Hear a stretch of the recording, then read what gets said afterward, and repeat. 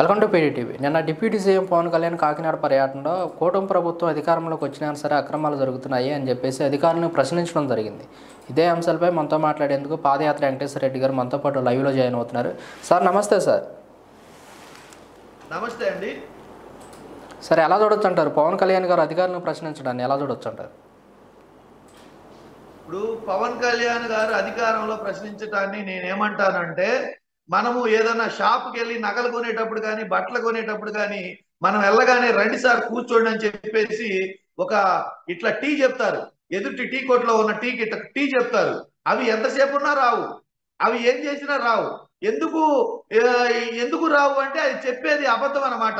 Tea tea ఊరికే మనం తృప్తి కోసం చెప్తారు. అట్టనే పవన్ కళ్యాణ్ గారు కేవలం ఆయన షో పుటప్కి ఆయన అలా ప్రవర్తించుస్తారు తప్పితే ఆయన ప్రవర్తనకి ఎటువంటి చర్యలు ఉండవు. ఆయన ఊరికే ప్రజల్ని మళ్ళీ మోసం చేయడానికి ప్రశ్నిస్తుంటారు అంతే తప్పితే ఆయన ఎక్కడా కూడా చర్యలు చేపట్టిన దాఖలాలు లేవు. మీరు కేవలం ఇదొక్కటే కాదు, చంద్రబాబు నాయుడు గారు కానీ పవన్ కళ్యాణ్ గారి వాళ్ళ ప్రవర్తన చూస్తుంటే నాకు యాక్టర్స్ గుర్తొస్తుంటారు. యాక్టర్స్ ని మీరు ఒకసారి గమనించండి. వాళ్ళు ఏడ్చే ఏడుపు నిజం కాదు, నవ్వే నవ్వు నిజం కాదు, వాళ్ళ కన్నీళ్లు నిజం కాదు, వాళ్ళ స్కిన్ టోన్ నిజం కాదు, వాళ్ళ హెయిర్ కలర్ నిజం కాదు, వాళ్ళ హెయిర్ నిజం కాదు, వాళ్ళ డైలాగ్ నిజం కాదు, వాళ్ళ పాట నిజం కాదు, వాళ్ళ ఫైట్ నిజం కాదు. వాళ్ళు కేవలం నటిస్తారు. ఎగ్జాక్ట్ గా అచ్చుకుద్దినట్టు చంద్రబాబు నాయుడు గారు చెప్పినా పవన్ కళ్యాణ్ గారు చెప్పినా అలానే ఉంటాయి. షో పుటప్ తప్పితే నిజం కానీ రియల్ గా కానీ అవి నెరవేర్చే పద్ధతిలో వాళ్ళు ఉండరు. కూటమి ప్రభుత్వం అధికారంలోకి వచ్చినా కానీ ఇంకా ఆగడాలు సాగుతూనే ఉన్నాయి, అధికారులు ఏం చేస్తున్నారంటూ కూడా పవన్ కళ్యాణ్ గారు హెచ్చరించడాన్ని ఎలా చూస్తారు మీరు? చెప్పాను కదా, పవన్ కళ్యాణ్ గారు సినిమాటిక్ గా షో పుటప్ గా కాకినాడ షిప్ లో షూట్కి వెళ్ళినట్టుంది కానీ ప్రభుత్వాన్ని నిలదీయడానికి వెళ్ళినట్టు ప్రభుత్వం మీద విరుచుకుపడినట్టు ఆయన ఎక్కడా దాఖలాలు లేవు.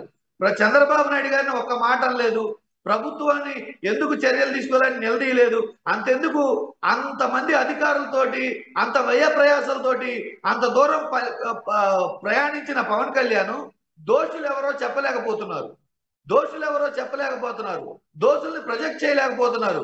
ఇదిగో వీళ్ళు చేశారు ఈ నేరం, వీళ్ళని మేము కస్టడీలోకి తీసుకున్నాం, వీళ్ళని శిక్షిస్తాము అనే మాటలు ఎక్కడ ఒక్క పేరు కూడా బయటికి చెప్పలేకపోతున్నారు.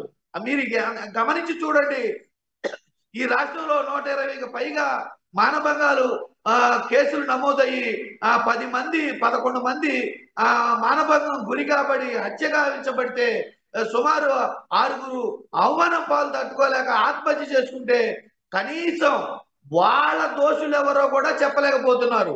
ఇదేమని ప్రశ్నించిన వాళ్ళని, సోషల్ మీడియాలో ప్రశ్నించిన వాళ్ళని దీన్ని అరికట్టండి అయ్యా బాబు, ఈ అన్యాయాలను అరికట్టండి, మీరు ఇచ్చిన హామీలు నెరవేర్చండి అయ్యా అనే వాళ్ళని మాత్రం కస్టడీలోకి తీసుకోవటం, అక్రమ కేసులు పెట్టడం, వాళ్ళని భయప్రాంతాలకు గురి చేయటం, ఇంకెవరూ ప్రశ్నించకుండా ఉండాలని ఉద్దేశంతో వీళ్ళందరినీ మీడియాను ప్రొజెక్ట్ చేయడం చేస్తున్నారు.